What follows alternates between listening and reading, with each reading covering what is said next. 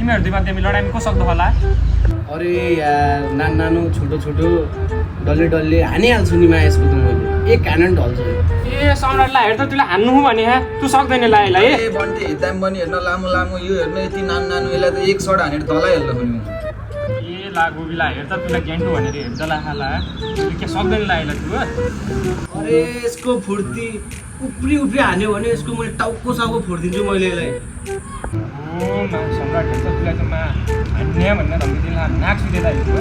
अरे दा यसको नाक सुन्नु के छ र? यी हो मा नाक सुन्छ लात।